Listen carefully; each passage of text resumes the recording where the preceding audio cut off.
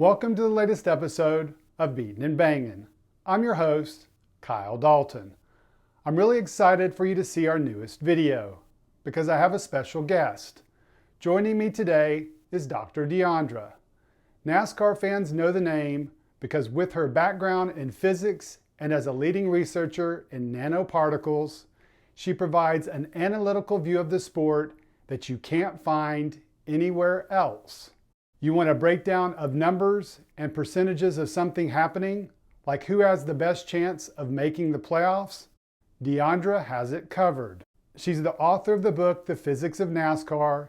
She blogs about the science of auto racing on her site, buildingspeed.org, and you can also regularly read her work on NBC Sports and listen to her every other week on SiriusXM NASCAR Radio. Now she's joining us here on the channel. Without further ado, let's get started. Hey Diandra, welcome to Beatin' and Bangin'. I really appreciate you joining us today.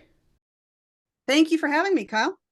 I'm really excited to have you on because I know with yesterday's race, we have 6 races to go.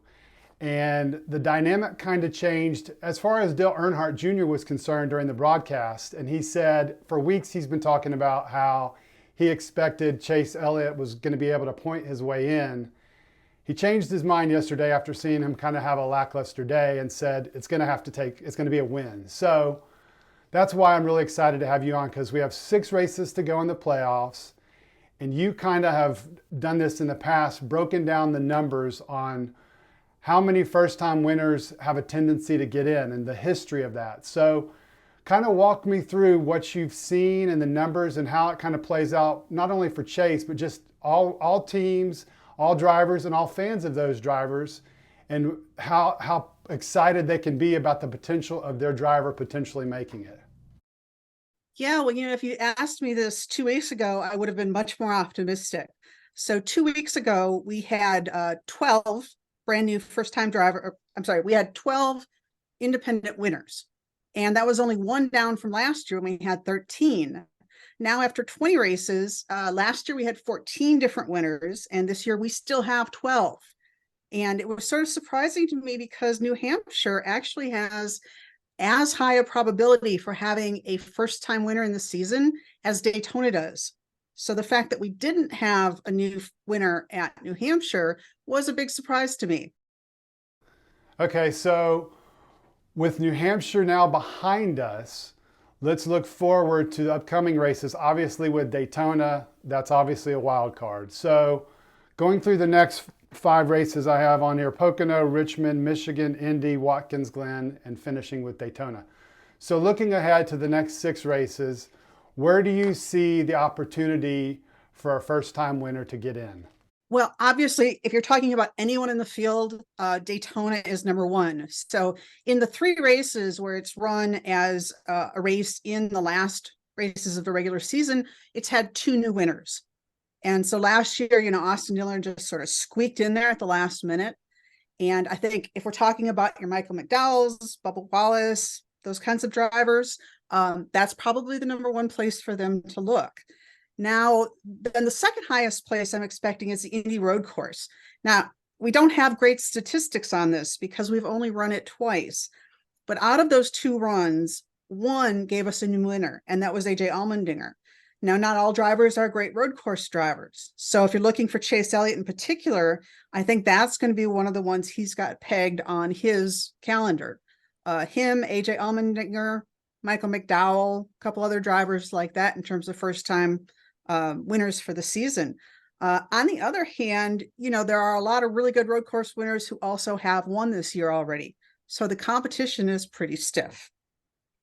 So you mentioned something here a minute ago about the Chase Elliott. So with him, do you have like a breakdown of not necessarily percentage, but the courses or the tracks that he's won on in the past? Because I was looking at those numbers earlier, and obviously he won Pocono last year by default because of Kyle Busch and Denny Hamlin both getting DQ'd. So he wasn't a first-time winner, but he won that race last year. So when you look through all the drivers, do you see Chase Elliott being probably the one that, like Dale Jr. said, that has to win, but has the best chance of winning, considering who he is? He's a champion, and his track record.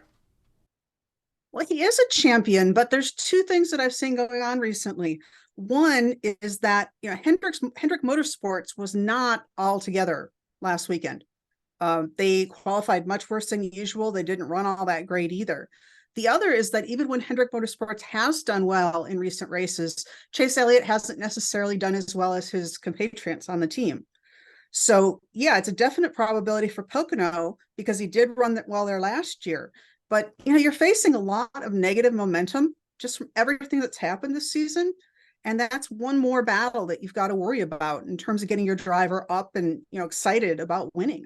The other thing I'll add is, okay, so let's say he gets in with one win in the next 6 races.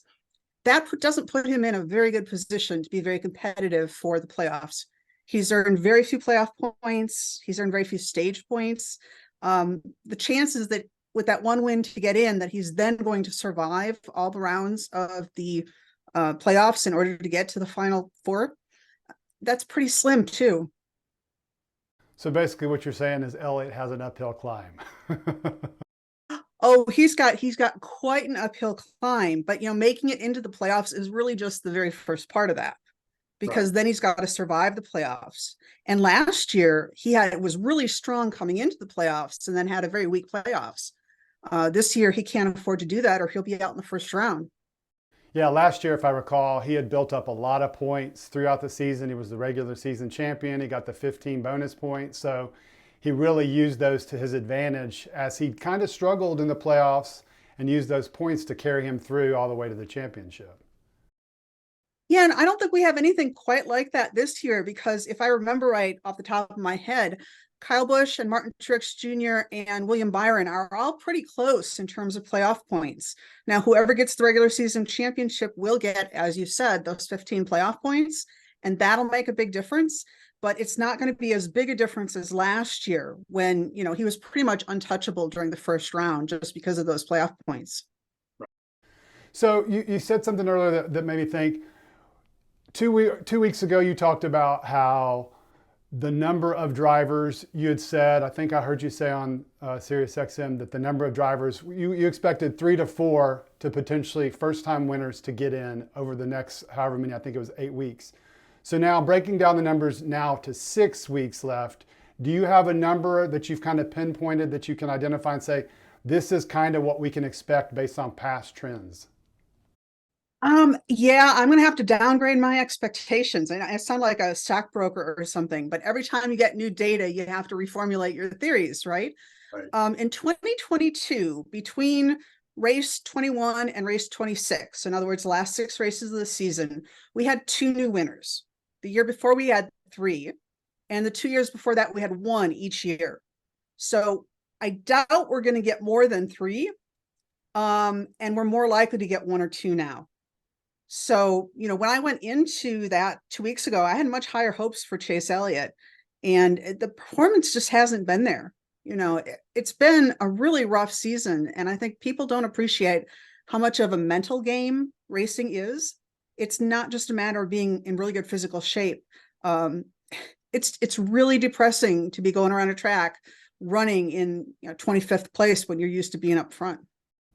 Yeah, that last part is what I was thinking of. Is he's expected, he has the fans, he's the most popular driver. He has all these expectations every season.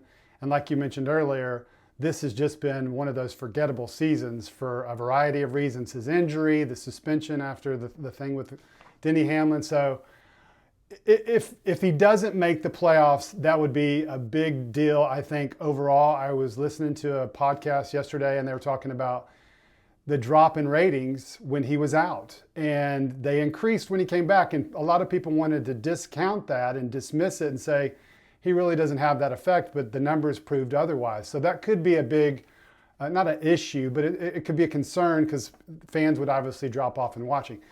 So let's get away from Chase and just go ahead. Let me interrupt with that. I'm not sure they would, because I think they would love for him to come back in the playoffs and wreck the playoffs by winning a whole bunch of races. So I think just because he's not in the playoffs doesn't mean people will not still want to watch him race. That's a good point. He could play the role of a spoiler, not the ideal role, but it would be a role nonetheless. So, and if you have these numbers, I don't know if you do or not, Diandra, but looking outside of Chase and the numbers, there's the Michael McDowell, there's Bubba Wallace, there's Daniel Suarez, all these guys, Allmendinger, they're all right there, within a few points of each other. Can you tell me, based on their past experience on these 6 remaining courses, who might have a good chance of advancing and getting that win? I don't have the numbers in front of me. However, if you look at how most of those drivers have performed this year, it's going to take, I guess what people are calling them now are opportunity races. So races where, you've got a road course race, you've got a super speedway, you might see Suarez doing well at, for example, the Indy road course. But, I was talking to my editor at NBC Sports about this. Does it matter who gets into the last 4 spots in the playoffs, really? I mean, it does to them because there's money on the line for making the playoffs. There's publicity. There's probably riders in the contract that give them bonuses if they do. But that group from 12th to 16th has almost never been competitive when it comes to the playoffs. Okay, so basically, or in effect, what you're saying is they may get in and it's going to be good for them for a time, but chances of them actually making it to the championship and winning are really rare. It's really rare, and I think it's indicative of just the problems they've been having. Poor Daniel Suarez, everything has gone wrong for him this year. Yeah. He's just had one catastrophe after another, and I asked him, I think at Dover, how you go and get back on the racetrack and feel hopeful after you've, just had bad things happen each time. And he said, it's really hard. So for a lot of these drivers, the fact that they're worrying about getting into the playoffs this late in the season is a sign of something bigger that needs to be changed, not necessarily, I just need to win a race. It's very different than last year, isn't it? Yeah, and what's interesting is I keep going back to what you're talking about, the numbers of drivers. And it was a couple of weeks ago, everybody was talking, well, you brought it up that nobody was really talking about, hey, we've got the same number of first-time winners at this point in the season, and now it's kind of dried up. So now to me, it's really a matter of, okay, there's 6 races. At most, based on recent trends, we could have 3 get in. So let's just say law of averages 2. So if 2 of those get in, then that really brings the point, that jacks up the points even more, makes it even harder for those guys who are on the cut line to get in. So to me, it really makes it interesting over this next half dozen races to see who wins, because there's going to be a lot of guys jockeying for position and who might be in the point situation but get knocked out because there might be a couple of first-time winners. And I think that NASCAR, that is their goal with the playoffs, to keep it exciting, keep everybody interested all the way through the end. And I think when you look at where we are now with the number of drivers who are in contention for those last few spots, it's working. Oh, definitely. If you're a fan of Bubba Wallace or Daniel Suarez, Tyler Reddick, for example, you're hanging on every move. You're wondering what Suarez's crew chief was thinking yesterday with the strategy they employed. I think the strategy was go for broke, either win or it doesn't matter if you don't make it in. But yeah, if you're a fan of one of those drivers, especially, you're watching very closely to see if they can squeak it out. And, let's not mitigate, let's not downplay how much prestige there is from having made the playoffs.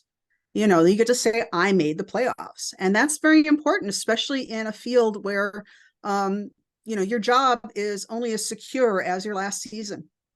Right. And we all know in this sport, it's really interesting because a lot of people don't really think about it, but every single race yesterday, there was 1 winner and 35 losers. So they all have to get used to losing and accept losing. But they have that one feather they can put in their cap each year and say, I made the playoffs. And so, like you said, if they can pull it off in these next 6 races, a couple of drivers might be able to pull it off in advance. That is a big deal for them. And I would also think, despite not maybe going far in the playoffs, it would give them some momentum going into next year, right? So I guess let's wrap up. In the coming 6 weeks, I really think I'm hoping for chaos. I'm hoping for 4 new winners, because I think that makes it exciting for the fans. Realistically, like you said, the trends show it's going to be probably 2, at max 3. So when you're watching these next 6 races, what are you going to be looking for? Not as a fan of a particular driver, like you just mentioned, but as yourself, what are you looking for to see happen and what might transpire over the next 6 races? I am very curious to see how certain companies are going to improve or not. Foremost among them being Stewart-Haas Racing.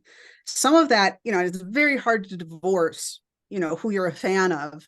I think all of us, even in the media where we're not supposed to be fans of drivers, would really like to see Kevin Harvick get a win in his final season. Sure. But Stewart-Haas Racing has been struggling this year like crazy. They've had a few points where it's been like almost, Eric Almirola losing the lead yesterday because of the loose wheel. Those kinds of things have just been plaguing them all year. So I'm going to be watching for whether or not Harvick gets that win. Because it's going to tell me something about the potential of Stewart-Haas next year, especially when Josh Berry steps into that car. I'm going to be looking at how Ross Chastain and Daniel Suarez do, because Trackhouse was way ahead of where it is last year. Let me say that more clearly. Last year, Trackhouse was much further ahead of where they are now, and they've come down a bit. And the question is there something going on there that they need to improve, or have all the other teams just figured out the next gen car and are getting better? Because if the latter is the case, then we may go back to seeing some of those smaller teams struggling. Wow, that's an interesting thought. Did that answer the question? No, yeah, absolutely. No, that's an interesting thought, because it makes me think about what this final 6 races mean to get in the playoffs, but then you have the final 10 races and what that could mean for next year. And so you bringing up Trackhouse makes me think about, Van Gisbergen got in, not necessarily he's a Trackhouse car, but he's not in the stable regularly. And Daniel and Ross, when I think about it, Ross has been hot here lately. He got his win, but then Daniel hasn't won. He's had, like you said, he's been kind of snake bit all year. I would also kind of say it looks like it's a similar situation for 23XI with Tyler. Got his win early in the year. Bubba had that stretch in May where he had 4 consecutive top 5s, including the All-Star race. And now he's kind of fallen off. He kind of rebounded yesterday. Both of them got top 10s. So it'll be interesting to see not only if Bubba makes the playoffs in these next 6 races, but what happens those final 10 races, or final 16, I guess, overall, to see where they are and how they take that momentum or not momentum going into next year. So it'll be interesting to watch. Yeah, it's interesting when you talk about momentum, because I'm trying to figure out what I'm going to write this week for NBC Sports. And I've been looking at how drivers build up momentum. And I was originally comparing 2022 to 2023, but I actually went back and started looking at previous years. And it's interesting because we have such a diversity of tracks. So we have 2 additional super speedway type races. We have a whole lot more road courses we've ever had. We had Chicago, which is something totally brand new for NASCAR. And I think that wide diversity with very little practice makes it very hard for teams to build momentum. So I think you see some people, Kevin Harvick was hot, and then he had 3 races that were just miserable. And then he came back where were we? Yesterday? Yeah, yesterday. New Hampshire. I don't even know what day it is at this point. New Hampshire. Yes, then he came back at New Hampshire and had a decent finish.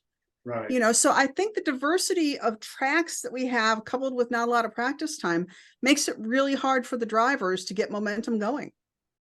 Do you also think, though, that it makes it harder for the drivers, but it makes it harder for the established teams, but it gives the smaller teams an opportunity because they all are in quote unquote equal equipment and they don't have the practice. And so it's more of a level playing field once they get out there, because they're really going back to their notes because they don't get the practice that they want.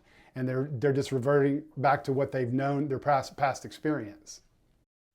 Well, but a lot of what they're reverting to isn't their notes, their past experience. It's coming from simulation, and it's coming from engineers who are modeling tires, who are modeling chassis, who are modeling springs and shocks. And the problem you will always have is, even if everyone has the same car and the same parts, mean, look at Michael McDowell. He's had a good crew chief the last 2 years who's gotten poached by bigger teams. Right.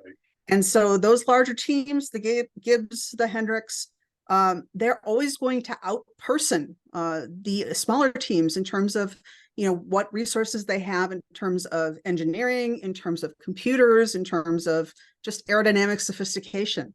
So I think last year for the smaller teams, I think last year was really the year that if you were going to get lucky, that was when to do it. We're not seeing as much of that now. Okay. Wow, it gives me something to think about and fans something to think about in the coming weeks, that the smaller teams, it does seem like the gaps, you are seeing more regulars like the William Byrons, the Truexes, the Hendricks, the JGR teams are finishing up front and winning races now with more regularity, which actually takes away from your original theory of more first-time winners because those guys, the regulars, are winning. So we've come full circle. Diandra, I'm going to throw in one more thing. Yes, ma'am. Ford, everyone changed their nose this year, right? And Ford's has not worked out very well. So do they change it again next year and now everything's flip-flopped again? Don't know. Things that make you go, Mm-hmm. All right, Diandra, I really appreciate you joining me here today. Look forward to more discussions on the future of the sport on this coming season. We'll talk in the coming weeks. Thanks again for joining us. Thank you for having me.